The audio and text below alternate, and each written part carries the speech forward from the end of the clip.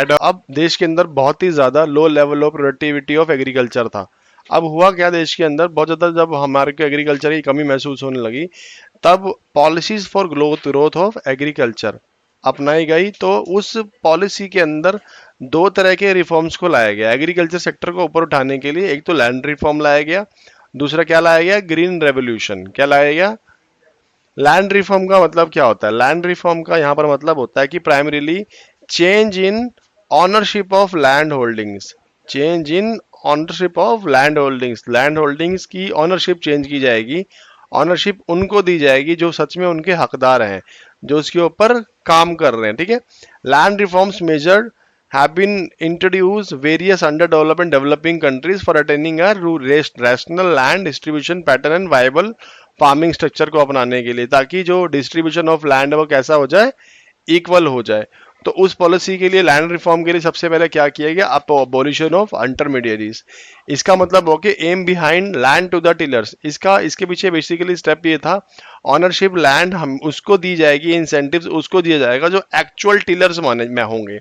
Actual tillers का मतलब यहाँ पर ये जा रहा है जो एक्चुअल में उसकी इंप्रूवमेंट के लिए काम करेंगे। जमींदार ने कभी इंप्रूवमेंट के लिए काम नहीं करा। काम कौन करेगा? जो टिलर्स होते हैं। टिलर्स कौन होंगे? जो एक्चुअल में काम कर रहे हैं जमीन के ऊपर, जो टेनेंट्स होंगे। To increase output provided sufficient capital was made available to them, or tenants do not have any incentives to make improvement on land, since it is the owner of the land who benefits more from higher the output। तो ownership of land, अगर हम उसके title की बात करें, वो किसके पास shift हो जाएगा? जो काम करेगा। जमींदारी सिस्टम के अंदर हम यहाँ पर ऑनरशिप को भी चेंज कर रहे हैं, और इंटरमीडिएरीज जो लैंड सेटलमेंट सिस्टम था, हम उसको भी पूरी तरह से यहाँ पर खत्म कर रहे हैं। क्लियर है? और बेसिकली ये गोल इसलिए लेकर, ये पॉइंट इसलिए लेकर के आ रहा है ताकि हम गोल ऑफ इक्विटी को अचीव कर सकें, which was not fully served, है ना। लेकिन अगर हम फिर भी हम बात करते हैं कि however the goal of equity was not fully serve by the evolution of intermediate because of the following reasons. कुछ ऐसे रीजंस थे कि इस जमींदारी सिस्टम को या एवोल्यूशन ऑफ इंटरमीडिएट्स को खत्म करा ही नहीं जा सका। इन सम एरियाज जो फॉर्मर जमींदार थे, उन्होंने continue to own large area of land by making use of some loopholes in the legislation. अब देखो, लेजिस्लेशन का मतलब होता है कि जब भी कोई लॉ लागू होता है तो उसके अंदर एक प्रोसेस होता है। क्या होता है? उसके अंदर प्रोसेस होता है। तो जितने भी जमींदार थे, इस प्रोसेस को लागू होने से पहले उन्होंने क्या करा, अपने किराएदारों को हटा दिया जो जमीन पर काम करने वाले टेनेंट्स थे, और कुछ समय के लिए खुद ही खेती करने लग गए, ये दिखाने के लिए कि एक्चुअल टिलर्स कौन है? हम है। कौन है? हम है। और खुद को बताया जमींदार ने कि हम ही सेल्फ कल्टीवेटर है, हमने कोई किराएदार रखा ही नहीं है। जब तक ये लॉ लागू होता तब तक मैक्सिमम जमींदार अपने आप को सेल्फ कल्टीवेटर दिखा चुके थे। Even after getting the ownership of land, the poorest of the agricultural labor didn't benefit from the land reform। इसके बावजूद भी लैंड रिफॉर्म से जो एक्चुअल पुअर थे उनको बेनिफिट नहीं मिल पाया, क्योंकि जमींदार तो बहुत समझदार थे। मैंने बताया ना कि उसको डिले किया गया लूप होल से लेजिस्लेशन में, जिसकी वजह से जमींदारों ने खुद को कल्टीवेटर बताना शुरू कर दिया और दिखाना भी शुरू कर दिया, और ये स्कीम पूरी तरह से जो है सक्सेस नहीं हो पाई। ठीक है। नेक्स्ट आता है लैंड सीलिंग। अब यहां देखो, लैंड सीलिंग का मतलब क्या होता है? लैंड सीलिंग का मतलब होता है fixing the limit of land. अच्छा, नीचे लिखा भी हुआ है fixing the limit of land. इसका मतलब है कि जैसे आप क्लास में बैठे हुए हो और मैंने बोल दिया कि भाई मैं कल आऊंगा, और कल जिसके पास में इस एरिया से ज्यादा जमीन निकली ना, उसकी जमीन में जब्त कर लूंगा, उसकी जमीन में जब्त कर लूंगा जो एक्स्ट्रा एरिया होगा, और वो गरीबों में बांट दी जाएगी। क्लियर है यहाँ तक? इसको हम लोग क्या बोलेंगे? Land ceiling. कि आपकी लैंड को सील कर दिया जाएगा और बियॉन्ड द स्पेसिफिक लिमिट। और इसका पर्पस भी यही था कि जो कंसंट्रेशन ऑफ लैंड थी वो सिर्फ कुछ ही हाथों में थी, कुछ ही लोग थे जिनके पास सारी जमीन थी, उनसे जमीन लेकर के सब में बांटा जाए ताकि इक्विटेबल डिस्ट्रीब्यूशन लाया जा सके। और एक बार ये जिम्बाब्वे में भी हो चुका है ना, पिछले मान लो 20 साल पहले या 15 से 20 साल पहले ये जिम्बाब्वे में भी हो चुका है। अब इसके अंदर भी क्या था कि जो बिग लैंडलॉर्ड्स थे वो क्या चाहेंगे कि ये लागू हो सर नहीं हो, लेकिन कॉन्स्टिट्यूशन लेजिस्लेशन है, लॉज है, तो लागू करना पड़ेगा। तो इस केस में भी उन्होंने क्या करा, ये समझदार तो थे ही, इस केस में भी उन्होंने इन लॉज को लागू होने में, इम्प्लीमेंटेशन होने में बहुत ज्यादा लेट कर दी। कारण क्या था कि फॉर एग्जाम्पल मेरे पास और कुछ ही लोगों के पास बहुत ज़्यादा ज़मीन है, उन्होंने क्या करा, इस जो डिले सिस्टम, जो हमारा देश वैसे भी डिले चलता है मैक्सिमम केसेस के अंदर, लॉ बनाना तो बहुत टाइम लग जाता है, तो उस डिले सिस्टम के दौरान क्या करा, जिसके पास बहुत ज़्यादा ज़मीन थी उसने अपने रिश्तेदारों के नाम ज़मीन बांट दी सारी की सारी, और टोटल ज़मीन जो उसकी fixing of land specific limit से ज़्यादा लैंड जा रही थी, अब तो वो उसके पास है ही नहीं, क्योंकि उसके पास भी क्या हुई, एक लिमिटेड लैंड हो गई। क्यों? क्योंकि अपने जो उसकी बड़ी लैंड थी वो क्या क्या कर दिया उसने, अपने रिश्तेदारों के नाम कर दी, और वो जाकर बाद में जब वो लॉ लागू हुआ, जब वो लॉ सब कुछ काम हो चुका, लैंड वैंड सील हो चुकी, उसके बाद फिर से उसने अपने नाम करा ली, और नहीं भी कराई तो वो अपने रिश्तेदारों के नाम रही, और वो उससे किसी भी टाइम अपने लैंड की ओनरशिप वापस ले सकता था। यहाँ तक समझ में आई बात? तो इसलिए हमारे देश के अंदर कई सारी चीजें हैं जो लागू होने में बहुत ही ज्यादा डिले करती हैं। बेसिक बात समझ में आई ना यहाँ पर हमने जो पढ़ी अभी? क्लियर हुआ? ठीक है, अब आ जाओ। अब लैंड रिफॉर्म के साथ में अब आती है ग्रीन रेवोल्यूशन। पीछे पेज नंबर 2.9 था ना, एक बार देखना। चलो आ जाओ एक बारी कंक्लूजन की हम लोग बात करें, तो लैंड सीलिंग जो है केवल कौन से एरियाज में, या अगर हम लोग कौन सी स्टेट की बात करें तो यहाँ पर एक केरला स्टेट आती है, दूसरी वेस्ट बंगाल आती है। यहाँ पर पूरी तरह से लागू हो पाया था क्योंकि गवर्नमेंट जो थी स्टेट्स की बहुत ज्यादा कमिटेड थी लैंड रिफॉर्म को लेकर के, और अनफॉर्चुनेटली अदर स्टेट्स के अंदर ये पूरी तरह से लेवल ऑफ कमिटमेंट नहीं था, पूरी स्टेट्स में लागू नहीं हो पाया, है ना। तो स्थिति बहुत ज्यादा बदतर थी, और शुरू से ही बदतर रही है। गवर्नमेंट ने कई सारी स्कीम्स अपनाई लेकिन उसका फॉलो अप ढंग से नहीं लिया। ऐसा थोड़ा होता कि आपने स्कीम दे दी गवर्नमेंट ने पब्लिक को और उसको गवर्नमेंट ने फॉलो अप ही नहीं लिया कि एक्चुअल में सही से लागू हो रही है कि नहीं हो रही है। क्या गवर्नमेंट का काम सिर्फ इतना ही होता है कि स्कीम लागू कर देना, उसके बाद देखना नहीं स्कीम चल रही है कि नहीं चल रही है, लोग ढंग से काम कर रहे हैं कि नहीं कर रहे हैं? क्लियर है? अब आता है हमारा नेक्स्ट ग्रीन रेवोल्यूशन की बात करें हम लोग। न्यू एग्रीकल्चर स्ट्रेटेजी अपनाई गई, ग्रीन रेवोल्यूशन इन इंडिया, ये 19 ड्यूरिंग 1960s। अब ध्यान सुनना इस बात को, पेपर में क्वेश्चन आता है कि कौन से 5 ईयर प्लान के अंदर ये अपनाई गई थी, during the third 5 year plan during 1960s। ऊपर देख लो अभी यहाँ पर, पहले आपको तभी पता लगेगा मैं क्या लिख रहा हूँ। ड्यूरिंग थर्ड प्लान 1960s में ये टेक्नोलॉजी, ये ग्रीन रेवोल्यूशन लेकर के आया गया था। बेसिकली इसके अंदर मॉडर्न टेक्नोलॉजी लेकर के आई गई थी और एडवांस एग्रीकल्चरल प्रैक्टिसेस को इंट्रोड्यूस किया गया था, ठीक है। और आपको पहले ही पता था कि eight the time of independence 75% of the जनता किस पर डिपेंडेंट थी, अराउंड एग्रीकल्चर पर डिपेंडेंट थी। और इंडिया की जो एग्रीकल्चर थी वो वाइडली किस पर डिपेंडेंट थी, एग्रीकल्चर जो है वो लोग मॉडर्न टेक्नोलॉजी तो अपनाते थे, वो लोग किस पर डिपेंडेंट थे, मॉनसून के ऊपर डिपेंडेंट थे, है ना। और अगर रेनफॉल के ऊपर, मॉनसून के ऊपर, और मॉनसून के अंदर शॉर्टेज पड़ जाती थी तो फार्मर्स को कई सारी प्रॉब्लम्स का सामना करना पड़ता था ना। तो प्रोडक्टिविटी जो एग्रीकल्चर सेक्टर की बहुत ज्यादा लो हो चुकी थी, किसकी वजह से, आउटडेटेड टेक्नोलॉजी की वजह से। किसी भी तरह का वो इनपुट्स यूज नहीं करते थे, अच्छे बीज यूज नहीं करते थे, इरिगेशन फैसिलिटीज यूज नहीं करते थे, एब्सेंस ऑफ रिक्वायर्ड इंफ्रास्ट्रक्चर की वजह से सारा का सारा कुछ हुआ, ठीक है। अब ग्रीन रेवोल्यूशन है क्या, इसके बारे में पढ़ लेते हैं definition. Green revolution refer to the large increase in the production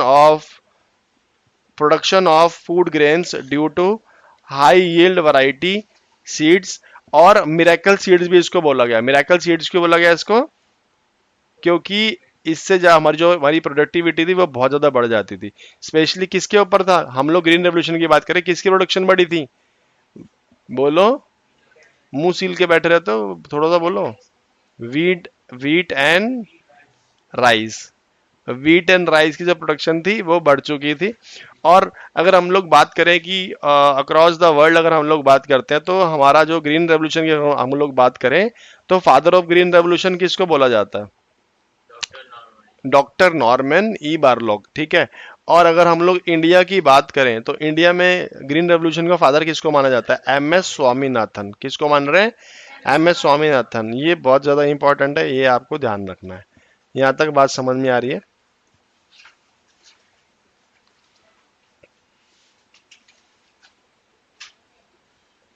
चलो अब हम लोग नेक्स्ट पेज पर चलते हैं। अब यहाँ शुरू करते हैं। अब ग्रीन रेवोल्यूशन के अंदर सबसे इंपॉर्टेंट क्या रहा यहाँ पर, HYV सीड्स। क्या रहा, HYV seeds. Main reason for agriculture revolution, HYV seeds. HYV की फुल फॉर्म क्या होगी, high yield variety of seeds. इससे होता क्या है, इससे जो एरिया होता है, फॉर एग्जांपल इस एरिया में जो एक पर्टिकुलरली प्रोडक्शन हो रही है, इस एरिया में जितनी भी पर्टिकुलर प्रोडक्शन हो रही है, वो प्रोडक्शन क्या हो जा रही थी, बढ़ जा रही थी, बहुत ज़्यादा मात्रा में बढ़ जा रही थी as compare to ordinary seeds. और इस सीड्स के साथ में एक चीज़ और थी, इसको ज़्यादा डोजेज में केमिकल फर्टिलाइजर्स की रिक्वायरमेंट थी to get the largest possible production. कारण ये था कि इसको ज़्यादा पानी की रिक्वायरमेंट भी थी, इस पर केमिकल फर्टिलाइजर्स की रिक्वायरमेंट भी ज़्यादा थी, इस पर कीड़ा भी बहुत जल्दी लग जाता था, इसलिए यहाँ पर पेस्टिसाइड्स की रिक्वायरमेंट भी बढ़ चुकी थी। ठीक है, अगर हम लोग इंडियन इकोनॉमी को देखें, experience the success of green revolution को दो फेज में देखा गया। 1960s में तो ये शुरू हो पाई। कौन सा 5 ईयर प्लान था, आप बताओ, कौन सा 5 ईयर प्लान था? अभी तो पढ़ा रहा हूं जस्ट, अभी कहां पर ध्यान है? हाँ, कौन सा 5 ईयर प्लान था? नहीं पता, क्योंकि आप सिर्फ सारे के सारे सो रहे हो। फर्स्ट 5 ईयर प्लान के अंदर क्या हुआ, 60 से लेके 70 तक HYV seed was restricted to more affluent place states. जो ज्यादातर स्टेट्स थे वो कौन यूज कर रहे थे HYV सीट्स, पंजाब, आंध्र प्रदेश और तमिलनाडु। और further use of HYV seed primarily benefit किसको हुआ, जो वीट ग्रोइंग रीजन थे, क्योंकि आपको पता पंजाब के अंदर वीट बहुत ज्यादा उगता है, आंध्र प्रदेश, तमिलनाडु, इन सबको बहुत ज्यादा बेनिफिट मिला। सेकंड फेज कौन सा आता है, अगले 10 साल के बाद 70 से लेकर 80 तक, तो इसमें जो HYV टेक्नोलॉजी थी वो लार्ज नंबर ऑफ स्टेट में स्प्रेड हुई और कई सारी क्रॉप्स को और को भी बेनिफिट मिला यहाँ पर। लेकिन मैं उसके अंदर मोस्ट इंपॉर्टेंट बात आपको बताता हूँ, वो आगे भी आएगी। इसका बेनिफिट सबसे ज़्यादा मिला अमीर किसानों को, क्योंकि HYV सीड्स जो है महंगे आते थे। यहाँ पर पुअर को फिर से इंसाफ नहीं मिला, पुअर फिर से क्या हो गया, अपनी जगह पर ही खड़ा हुआ है वहां पर। वो HYV सीड किसके लिए दब गया, है ना? बड़े जैसे छोटों को दबा देते हैं, इस तरह से जो महंगे महंगे खरीदते थे, जो अमीर लोग थे केवल वही खरीद पाए और गरीब लोग इसको आज भी नहीं खरीद पाए। आ रही बात समझ में? काना भूसी करने में लग रहे हो? बाहर चले जाओ, काना भूसी करनी है तो। अब यहाँ देखो इंपॉर्टेंट पॉइंट्स, अगर हम लोग बात करें ग्रीन रेवोल्यूशन के बेनिफिट्स क्या थे। सर ग्रीन रेवोल्यूशन सबसे पहला बेनिफिट आता है अटेनिंग मार्केटेबल सरप्लस। इसका मतलब क्या होता है कि सेल्फ कंजम्पशन करने के बाद भी, सेल्फ कंजम्पशन करने के बाद भी किसानों के पास इतना ज्यादा बच जाता था कि उनको मार्केट में बेचना पड़ता था। This is called marketable surplus. तो दैट मीन्स मार्केटेबल सरप्लस मेरा टू द मार्केटेबल सरप्लस का मतलब है कि एग्रीकल्चर प्रोडक्शन का वो part which is sold in the market by the farmers after meeting their own consumption requirement. अपनी consumption requirement को पूरा करने के बाद जो पार्ट मार्केट में बेचा जाए that is called marketable surplus. और मार्केटेबल सरप्लस होने के बावजूद भी हमारे देश के अंदर इसका बफर स्टॉक बन गया। बफर स्टॉक का मतलब क्या होता है, the green revolution enable the buffer stock. मैं बताता हूं कि जब जरूरत से ज्यादा हमारे देश में प्रोडक्शन होने लग जाती है तो गवर्नमेंट क्या करती है, गवर्नमेंट उसको किसानों से खरीद करके अपने पास में स्टॉक कर लेती है। इस केस में स्टॉक कर लेती है कि आगे आने वाले टाइम में किसी भी तरह की शॉर्टेज बढ़ जाती है फूड ग्रेन्स की, या कोई फेमाइन आ जाता है या कोई ऐसी प्रॉब्लम आ जाती है जिसके अंदर हम लोग प्रोडक्शन नहीं कर पा रहे हैं, तो उस केस में हम इसको यूज करेंगे। इसलिए हर साल जो है गवर्नमेंट बफर स्टॉक मेंटेन करती है। गवर्नमेंट के पास में इतना सारा अनाज एक्स्ट्रा ही पड़ा होता है। आपने कोविड-19 में नहीं देखा कि सारा का सारा जो अनाज था, क्या अब प्रोडक्शन तो बंद हो गई थी, ट्रांसपोर्टेशन बंद हो गई थी कोविड-19 में, लेकिन आप सबके घरों के अंदर आटा और गेहूं था कि नहीं था? आपको पता है जो राशन की दुकानों पर गेहूं, दालें, ये सब क्या था, फ्री मिलने लग रहा था। लेकिन गवर्नमेंट के पास कहां से आ रहा था? गवर्नमेंट के पास में सारा बफर स्टॉक मेंटेन था पहले से, जैसे कि हर साल करता है। एक्स्ट्रा बफर मतलब एक्स्ट्रा, जरूरत से ज्यादा एक्स्ट्रा, जो किसी भी कंडीशन में जब आपके पास में शॉर्टेज बढ़ जाए किसी भी तरह की, तो फिर गवर्नमेंट यहां पर अपना बफर स्टॉक खोल देती थी कि हाँ जनता के लिए बफर स्टॉक खुल जाएगा। तो ये सबसे बड़ा बेनिफिट था। और जो ग्रीन रेवोल्यूशन का जो फायदा था वो benefited to the low income groups भी ज्यादा था। कारण ये था कि जब जो चीज ज्यादा मात्रा के अंदर प्रोडक्शन होगी और फिर वो जब वो मार्केट में जाएगी तो वो सस्ती बिकेगी। कैसे बिकेगी? सस्ती। तो जो लो इनकम ग्रुप के लोग थे, जिनके पास में इनकम बहुत ही कम थी, या गरीब लोग बात करें, तो इसका बेनिफिट उनको मिला था। ऐसे नहीं कि वो HYV सीड खरीद पा रहे थे। मैं यहाँ पर एज ए कंज्यूमर की बात कर रहा हूँ। क्लियर है यहाँ तक? तो यहाँ पर एज ए कंज्यूमर की बात कर रहा हूँ। अब आ जाओ, ये तो हमने इसके 3 मेरिट्स पढ़ लिए। अब आ जाओ रिस्क क्या थे हमारे ग्रीन रेवोल्यूशन के साथ में। सर हर एक चीज का बेनिफिट भी होता है तो उसका डीमेरिट भी होता है। तो सबसे पहला इसका जो डिसएडवांटेज था वो ये था कि while the nation had immensely benefited from the green revolution, the technology involved was not free from risk। सबसे पहला रिस्क ऑफ पेस्ट अटैक। मैंने आपको पहले बताया HYV क्रॉप्स जो है वो बहुत ज्यादा प्रोन होती थी अटैक बाय द पेस्ट। उसके ऊपर कीड़े बहुत जल्दी लगते थे HYV सीड जो भी क्रॉप उगती थी। और there was a risk that small farmer who adopted this technology could lose everything in a pest attack. पूरी की पूरी फसल खराब हो जाती थी। जब पेस्ट अटैक होता था, कीड़े मकोड़े लगते थे, पूरी की पूरी फसल खराब हो जाती थी। और जो इतने महंगे HYV सीड खरीदे जाते थे किसानों के द्वारा, गरीब किसानों ने भी खरीदे, लोन लेकर के भी खरीदे, उनको सब कुछ लूट जाता था। तो हाउ एवर दिस रिस्क बहुत ज्यादा कंसिडरेबल किया गया, reduce by the service render bye research institute and established by the government. पहला रिस्क तो पैसे अटैक का समझ में आया। दूसरा रिस्क होता है risk of increase in income inequality, क्योंकि ये बहुत ज्यादा महंगे होने के वजह से इसको ज्यादा खरीदा नहीं जाता था गरीब किसानों के द्वारा। तो अमीर किसान खरीदता था, अपनी फसल उगाता था, बहुत सारी फसल उगाता था और अच्छे अच्छे दामों पर बेचता था, जिसके वजह से जो इनइक्वालिटी थी वो भी बढ़ती जा रही थी। क्योंकि गरीब किसान तो खरीद ही नहीं पाता, उसके बाद उसे HYV सीड खरीदेगा, उसके बाद उसे केमिकल फर्टिलाइजर खरीदने हैं, फिर उसके बाद पेस्ट अटैक का ये सब ड्रामा। अगर ऐसा होता था, और मैक्सिमम केसेस में गरीब किसान अब केमिकल फर्टिलाइजर्स भी खरीद रहा है, पेस्टिसाइड्स भी खरीद रहा है, तो इतनी कॉस्ट लगा रहा है, उसके बावजूद अगर उसकी फसल खराब हो जाती है तो ये तो बहुत ही ज्यादा दुर्भाग्य की बात थी, है ना।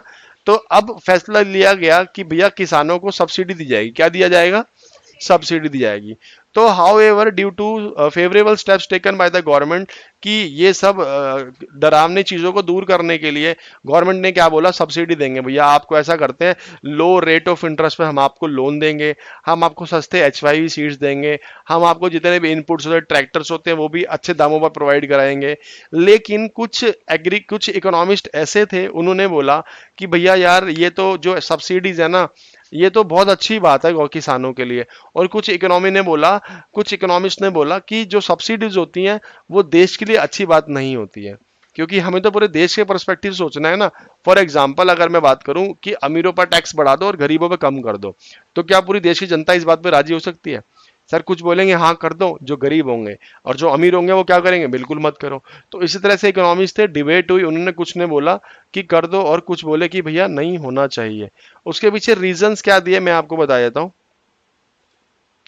अब यहां देखो, सबसे पहला economist in favour of subsidies, जो फेवर में थे सब्सिडीज के।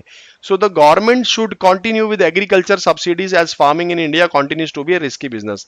एक पहला विचार ये था कि पहला पॉइंट ये दिया इकोनॉमिस्ट ने कि भैया ये गवर्नमेंट को कंटिन्यू करनी चाहिए सब्सिडी, क्योंकि गवर्नमेंट में आजकल जो फार्मिंग है ना वो बहुत ज्यादा रिस्की बिजनेस हो चुका है। और ज्यादातर जो किसान है ना हमारे देश के, वो कैसे हैं, पुअर हैं। कैसे हैं? पुअर हैं। तो सब्सिडी को क्या करना चाहिए, कंटिन्यू रखना चाहिए। थर्ड पॉइंट आता है एलिमिनेटिंग सब्सिडीज। अगर हमने सब्सिडीज को हटा दिया, ऐसा माना जाता है जो फेवर में थे, कहता तो इसकी वजह से इनइक्वालिटी बढ़ जाएगी, रिच और रिच हो जाएगा, पुअर और पुअर हो जाएगा। तो अल्टीमेट जो गोल था हमारा इक्विटी का, जो जनरल गोल बनाए गए थे, वो क्या हो जाएगा, वायलेट हो जाएगा। क्या हो जाएगा, वायलेट। ये 3 पॉइंट आपको फेवर में समझ में आए। पहला पॉइंट क्या था कि एग्रीकल्चर क्या हो गया, बहुत ज्यादा रिस्की बिजनेस हो गया। दूसरा पॉइंट यहाँ पर क्या है कि मेजोरिटी ऑफ द फार्मर्स क्या है, पुअर हैं, तो वो देना चाहिए। तीसरा क्या होता है कि अगर हमने सब्सिडी हटा दी तो इनइक्वालिटी हो जाएगी, जिसको अगर हमने इक्विटी की जो बात करी थी वो तो सारा का सारा क्या हो जाएगा, खत्म हो जाएगा। ठीक है, अब आ जाओ नेक्स्ट पॉइंट पर। अब कुछ इकोनॉमिस्ट ऐसे थे जो एग्रीकल्चर सब्सिडीज के क्या थे, अगेंस्ट थे। तेरे को नोट वो भेजे मैंने व्हाट्सएप पर नोट्स, बस वही पढ़ने हैं। अब यहां पर देखो, ये बहुत ही ज्यादा इंपॉर्टेंट है। पहला पॉइंट आता है बेनिफिट टू, निकाल ले बाहर, निकाल के पढ़ ले। पहला पॉइंट आता है economist against the subsidies, benefit to fertilizer industries and prosperous prosperous farmers, in benefit किसको होने वाला है, जो इंडस्ट्रीज थी ये बेनिफिट डायरेक्ट उसको चला जाएगा। Subsidies do not benefit the poor and small farmers, that is target group, as benefit of substantial amount of subsidies go to fertilizer industries and prosperous farmers. वो कभी भी फार्मर्स को इसका बेनिफिट, सब्सिडीज का benefit नहीं मिलने वाला। सारा बेनिफिट, देखो वही वाली बात है ना, अगर पॉलिसी लागू होती है तो वो एक्चुअल में वो फार्मर तक नहीं पहुंचती है सब्सिडीज, वो कहाँ पर रह जाती है सारी की सारी सब्सिडीज, इंडस्ट्रीज। एक्चुअल में सस्ता बेचने के लिए जब वो सब्सिडीज को दिया, किसको दिया जाएगा, इंडस्ट्रीज, क्योंकि जो इंडस्ट्रीज बना रही है सारी की सारी, तो इंडस्ट्रीज को सब्सिडीज मिल जाएगी, और वो आगे उसको सब्सिडाइज रेट पर दे ना दे, इसकी वेरिफिकेशन कौन करने वाला है। पहले भी तो इतनी सारी पॉलिसीज चलाई है, उसको वेरिफिकेशन कौन कर रहा था, कोई भी नहीं कर रहा था। फिर दूसरा पॉइंट था फिजिकल बर्डन, ये बहुत ज्यादा इंपॉर्टेंट पॉइंट है। फिजिकल बर्डन ये हमारे मैक्रो इकोनॉमिक्स से रिलेटेड है, मैं आपको बता देता हूँ। देश के अंदर जब पैसों की कमी आ जाती है, फिजिकल डेफिसिट का मतलब ये हो गया कि जब देश की टोटल रिसिप्ट्स कम हो जाती है टोटल एक्सपेंडिचर से, मतलब देश के अंदर जो इनकम है देश की वो तो कम है, लेकिन खर्चा ज्यादा है। खर्चा ज्यादा क्यों हो रहा है, क्योंकि सब्सिडी देनी पड़ रही है। तो इस केस में जो देश है उसको क्या करना पड़ेगा, या तो नए नोट छापे, है ना, या तो क्या करे, दूसरे देशों से या दूसरे जो इंटरनेशनल बैंक है उनसे क्या लेना पड़ेगा, लोन लेना पड़ेगा। क्या करना पड़ेगा, लोन लेना पड़ेगा। इसको बोलते हैं हम लोग फिजिकल बर्डन। क्या बोल रहे हैं, फिजिकल बर्डन। यहां तक बात समझ में आती है। तो आपने दोनों के दोनों पॉइंट्स पढ़ लिए, ग्रीन रेवोल्यूशन के बेनिफिट्स भी पढ़ लिए, सब्सिडीज पढ़ ली, एचवाईवी सीड्स के बारे में पढ़ लिया, पेस्टोटेक में क्या हो रहा है क्या नहीं हो रहा वो सब पढ़ लिया। अब कुछ ऑब्जर्वेशंस जो हम लोग पढ़ेंगे ओवरऑल, जो अभी तक हमने पढ़ा इसके बारे में।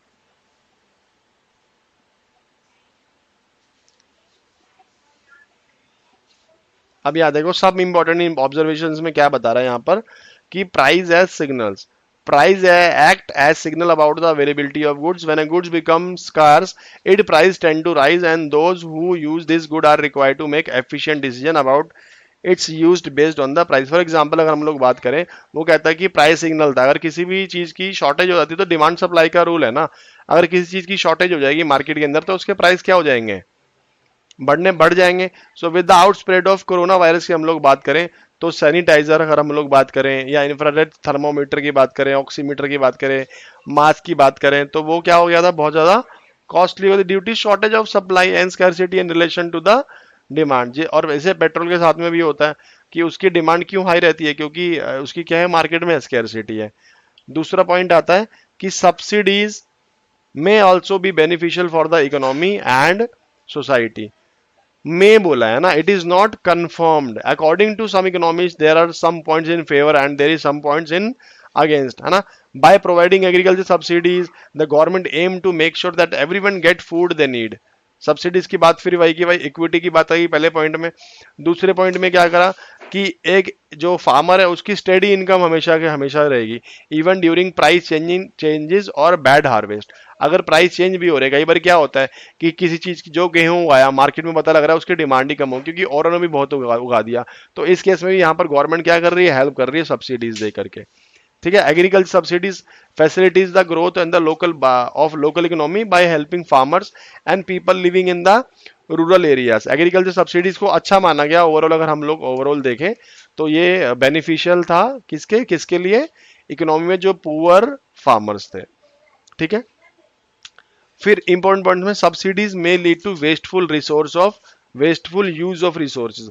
आप एक बार इसको पढ़ लेना, ये सारा का सारा जो अगेंस्ट में दिया जा रहा था वो सारा का सारा वैसे का वैसे ही है। आप इसको पढ़ोगे तो आपको क्लियर हो जाएगी सारी की सारी कहानी, इसमें कुछ नया नहीं है। अब आ जाओ यहाँ पर हम लोग बात कर लेते हैं क्रिटिकल अप्रेजल की, किसकी, एग्रीकल्चर का डेवलपमेंट कैसा हुआ 1950 से लेके 1990s में। जितना भी हमने पढ़ा उसी के बेसिस पर है, कुछ भी नया नहीं है इसके अंदर।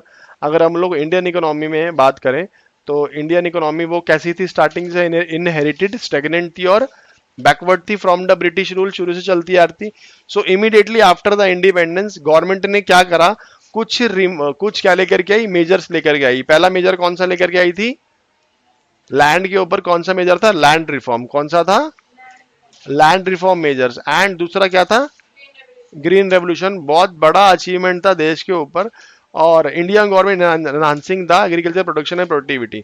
देखो ऐसा नहीं था कि ग्रीन रेवोल्यूशन बहुत बड़ा प्रोडक्शन तो लेकर के आई थी, लेकिन एक समय के बाद में फिर से हमारे देश के अंदर शॉर्टेज आ गई थी। ऐसा नहीं था कि हम लोग सिर्फ राइज किया था, ऊपर की ओर जा रहे थे, फिर एक टाइम कुछ समय बाद ऐसा आया था फिर से हमारे देश में जो है प्रोडक्शन के ऊपर डाउनफॉल आ गया था। देखते हैं वो क्या कह रहा है।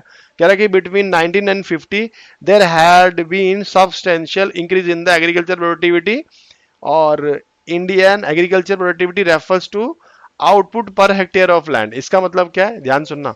एग्रीकल्चर प्रोडक्टिविटी का मतलब क्या हुआ कि output per hectare of land, एक हेक्टेयर ऑफ लैंड पर कितनी प्रोडक्शन हो रही है उसको हम लोग क्या बोलेंगे, एग्रीकल्चर प्रोडक्टिविटी। वो या तो इंक्रीज होगी या तो क्या होगी, डिक्रीज होगी, लेकिन ये शुरू से क्या हुई, बढ़ती चली आई। As a result of green revolution India क्या हो गया, सेल्फ सफिशिएंट हो गया। सेल्फ सफिशिएंट का मतलब क्या हो गया, अब दूसरे देशों पर डिपेंडेंस हमें आ रही पूरी तरह से खत्म हो गई थी इन फूड प्रोडक्शन। क्लियर है। और लैंड रिफॉर्म की हम लोग बात करें तो it resulted in abolition of zamindari system. ये लिखा गया लेकिन एक्चुअली में ऐसा नहीं था, बुक में लिखा तो हमें मानना पड़ेगा। और अगर हम लोग बात करें प्रोपोर्शन ऑफ जीडीपी की 1950 से लेके 1990 में, contributed by the agriculture declining significantly. यहां पर देखो कितनी बड़ी बात लिख दी इसने, डिक्लाइंग सिग्निफिकेंटली। हमारी प्रोडक्शन बढ़ने के बावजूद भी जो हमारा एग्रीकल्चर था वो क्या कर रहा था, डिक्लाइन कर रहा था, फ्लक्चुएट कर रहा था। एक्चुअल में इट इज नॉट कि पर्टिकुलर वर्ड हम डिक्लाइन यूज करने वाले, but not the population depending on it. देखो 67.5% इन 1950 और 64.9% बाय 1990। तो पहले बढ़ रहा था, घट रहा था, बढ़ रहा था, घट रहा था, इस तरह से होता है। और एक्चुअल में हम इसको पूरा डिक्लाइन नहीं बोलेंगे। क्लियर है यहां तक। देखो यहां पर लिखा है agriculture output could have been growth which much less working in the sector, but the industrial and the service sector were unable to absorb the extra workforce involved in agriculture। अब यहां पर देखो बात सारी वही आ गई, एग्रीकल्चर में output could have been grown in much less people working in the sector। अब इंडस्ट्री के अंदर और सर्विस सेक्टर के अंदर हमारी इतनी अपॉर्चुनिटीज नहीं बढ़ पा रही थी, जो एक्स्ट्रा हमारे पास जो एग्रीकल्चर में लोग काम कर रहे थे उसको एब्जॉर्ब ही नहीं कर पा रही थी। तो ऑटोमेटिकली हम लोग बात करें, ग्रीन रेवोल्यूशन होने के बावजूद भी, लैंड रिफॉर्म होने के बावजूद भी जो हमारा कंट्रीब्यूशन था वो क्या हो रहा था, डिक्लाइन हो रहा था। तो यहाँ पर ग्रीन रेवोल्यूशन होने के बावजूद भी हमारी एग्रीकल्चर बहुत ज्यादा ग्रो नहीं कर पाई ऑटोमेटिकली। यहाँ तक बात समझ में आती है, क्या हो गया। अब नेक्स्ट पॉइंट आते हैं, इंडस्ट्रियल डेवलपमेंट की बात करते हैं हम 1950 से लेके 1990। एग्रीकल्चर के बारे में तो पढ़ लिया, लैंड रिफॉर्म आया, ग्रीन रेवोल्यूशन, इन दोनों में से क्वेश्चन बनता है, ठीक है, ये ध्यान रखना। इंडस्ट्रियल डेवलपमेंट की हम लोग बात करें तो इंडस्ट्रियल डेवलपमेंट में क्या आ रहा है यहाँ पर, eight the time of independence हमारे देश के अंदर बहुत ज्यादा लिमिटेड इंडस्ट्रीज थी। कुछ कॉटन टेक्सटाइल थी, जूट इंडस्ट्रीज थी, है ना, और एक जमशेदपुर की जो 1907 में हमारी स्टील इंडस्ट्रीज शुरू हुई थी, वो हमारे साथ में काफी लंबे समय तक चल रही थी, है ना। अब हम सबसे पहले ये पढ़ लेते हैं कि इंडस्ट्रियल डेवलपमेंट में after the independence public sector का क्या रोल था, है ना। सबसे पहले हम लोग बात करते हैं पब्लिक सेक्टर को क्यों आना पड़ा। जब भी देश आजाद होता है तो सबसे पहले पब्लिक सेक्टर संभालता है उसको। अगर वो प्राइवेट सेक्टर के हाथों में दे दी जाए तो मोनोपोली होने के चांसेस बहुत ज्यादा रहते हैं। मोनोपोली क्या होता है, when there is only one seller and there are large number of buyers. जैसे हम लोग रेलवेज की बात कर लेते हैं, हाँ, पावर किसी एक के पास है, ठीक है। अब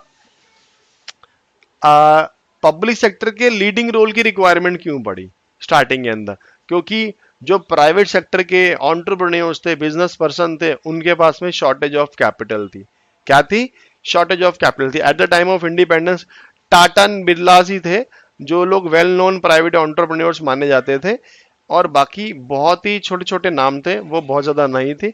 तो इसलिए इंडस्ट्रीज के अंदर पब्लिक सेक्टर को एंटर करना पड़ा। नेक्स्ट आता है lack of incentives for public sector. देश पब्लिक सेक्टर को भी पता था, sorry private sector, lack of incentives for private sector.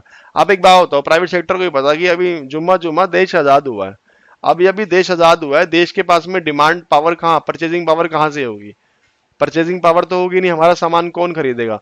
और low level of industrial goods की वजह से वो लोगों ने क्या करा इंसेंटिव्स तो था नहीं, इसलिए वो लोग हाथ डालने से डर रहे थे, इसलिए वो लोग एनकरेज नहीं हो रहे थे यहां पर हमारे देश के अंदर इन्वेस्ट करने के लिए। सेकंड पॉइंट समझ में आया। उस हमारा थर्ड पॉइंट आता है ऑब्जेक्टिव ऑफ सोशल वेलफेयर। क्या आ रहा है यहां पर? Objective of social welfare. तीसरा कारण यह था कि गवर्नमेंट ने सोचा कि अगर सारी बागडोर प्राइवेट हाथों में दे दी जाएगी तो वो तो प्रॉफिट मैक्सिमाइजेशन के लिए काम करेंगे, इक्विटी के लिए तो काम करेंगे नहीं, सोशल वेलफेयर के लिए तो काम करेंगे नहीं, है ना। तो इसलिए उनका डायरेक्ट पार्टिसिपेशन हुआ स्टेट का in the process of industrialization. यहां तक कितनी बात समझ में आती है इंडस्ट्रीज की सारी बात क्लियर हो गई। अब यहां देखो, हम्म,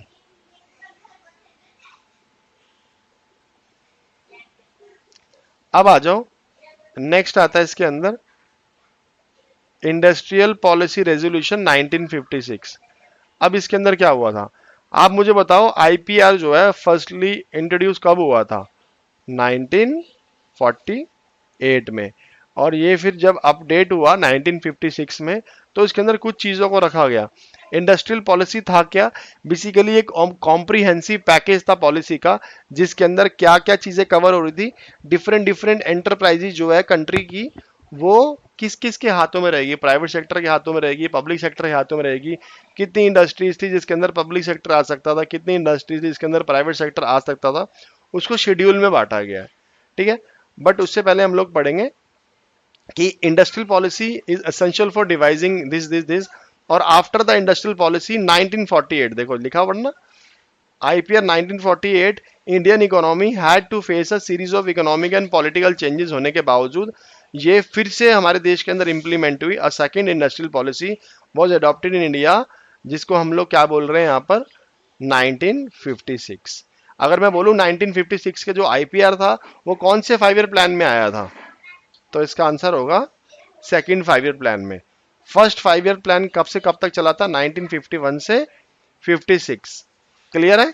तो ये 56 में स्टार्ट हुई तो सेकंड वाले में चली जाएगी। क्लियर है? इस बात को समझ में आई? 56 वाले में क्या हुआ, ये सेकंड वाले में चली जाएगी। 12 5 ईयर प्लान थे ना हमारे, लास्ट वाला हमारा 2012 से लेके 2017 तक चला था। क्लासिफिकेशन ऑफ इंडस्ट्रीज की बात करते हैं तो इंडस्ट्रीज को सबसे पहले यहां पर क्लासिफाई किया गया 3 शेड्यूल्स के अंदर, शेड्यूल ए, शेड्यूल बी और शेड्यूल सी। अब जो शेड्यूल ए कैटेगरी में इंडस्ट्रीज को रखा गया, इसको फर्स्ट कैटेगरी को बोला गया। फर्स्ट कैटेगरी के अंदर कौन कौन सी इंडस्ट्रीज आ रही थी जो कि exclusively owned by the state. बेटा यहाँ पर गवर्नमेंट वर्ड को पहले यूज नहीं कर रहे थे, वहां पर स्टेट वर्ड को यूज कर रहे थे। ठीक है, जहां भी वर्ड स्टेट आएगा वहां पर हम लोग गवर्नमेंट मानेंगे। बुक के अंदर हर जगह आपको वर्ड यूज किया जाएगा स्टेट। इस शेड्यूल के अंदर 17 इंडस्ट्रीज ऐसी रखी गई थी, जैसे आर्म्स हो गया, एटॉमिक एनर्जी हो गया, हैवी एंड कोर इंडस्ट्रीज होगी, एयरक्राफ्ट, एयरवे, रेलवे। ये सारा का सारा किसके अंदर आ गया? इसकी सर ये सारी की सारी इंडस्ट्रीज के अंदर कौन प्रोडक्शन करेगा? गवर्नमेंट। क्लियर है यहां तक?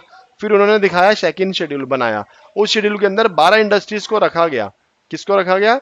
12 इंडस्ट्रीज को रखा गया which would be progressively state owned, which would be progressively state owned। मतलब मालिक कौन होगा यहाँ पर? स्टेट के नाम से चलेगी, लेकिन जो उसके अंदर जो एफर्ट्स होंगे, जो इनिशिएट होगा, वो प्राइवेट सेक्टर और पब्लिक सेक्टर को दोनों को मिलाकर के दोनों के एफर्ट्स लगेंगे। लेकिन इसके अंदर जो ऑनर का नेम लिखा जाएगा, मान लो एक गवर्नमेंट कंपनी है, लेकिन उसके अंदर प्रोडक्शन की हेल्प कौन करेगी? प्राइवेट सेक्टर भी करेगी। क्लियर है? लेकिन शेड्यूल ए के अंदर प्योरली कौन प्रोडक्शन करेगा? सर एक ए के अंदर प्योरली स्टेट करेगी, गवर्नमेंट करेगी। लेकिन बी के अंदर मालिक कौन रहेगी? गवर्नमेंट। लेकिन उसके साथ में इनिशिएट कौन लेगा? इंडस्ट्रीज, प्राइवेट सेक्टर भी यहाँ पर इनिशिएट ले सकते हैं। जैसे एल्यूमिनियम हो गया, माइनिंग हो गया, कोल माइनिंग होती है ना, कोल माइनिंग जो खदान होती है, जो खान होती है, वो तो गवर्नमेंट की होती है, लेकिन उसके अंदर प्राइवेट ठेके उठाते हैं ना कि हाँ जी 5 साल के लिए हमें ठेका दे दिया और 5 साल के लिए वो कोयला निकाल रहे हैं। तो इस तरह से यहाँ पर काम होता है। ठेका समझते हो ना बेटा आप? सारे बच्चे समझ रहे हो ठेका? बेटा कॉन्ट्रैक्ट, समझ गए? हाँ, चेहरे पे ऐसे स्माइल आ जाती है। अब आता है शेड्यूल सी। शेड्यूल सी के अंदर इन्होंने वो इंडस्ट्रीज रखी जो बच गई थी। बची हुई इंडस्ट्रीज का मतलब बोला कि जितनी बची हुई इंडस्ट्री है वो सारे की सारी प्राइवेट सेक्टर उसके अंदर एंटर कर सकती है। क्या कर सकती है, प्राइवेट सेक्टर उनके अंदर एंटर कर सकती है, लेकिन उन्होंने बहुत बड़ा क्लॉज लगा दिया एक कि प्राइवेट सेक्टर जिस भी इंडस्ट्री के अंदर एंटर करेगी उस केस के अंदर उन्हें क्या लेना पड़ेगा, लाइसेंस। क्या लेना पड़ेगा, कुछ भी बनाना है तो गवर्नमेंट से उन्हें लाइसेंस लेना पड़ेगा। क्या लेना पड़ेगा, लाइसेंस। तो और this industry were control by the state through a system of license enforce under the industries development and regulation act 1951। कौन से एक्ट के अंदर में, 1950 डेवलपमेंट एंड रेगुलेशन एक्ट। यहां तक बात समझ में आई आपको। मैंने आपको आज यही बता दिया कि इसके अंदर क्लासिफिकेशन इंडस्ट्रीज थी, इंडस्ट्रियल डेवलपमेंट कैसे हुआ, क्या क्या बातें थी इसके अंदर। बेटा याद करना पड़ेगा, इसको याद नहीं करा तो मुश्किल हो जाएगी।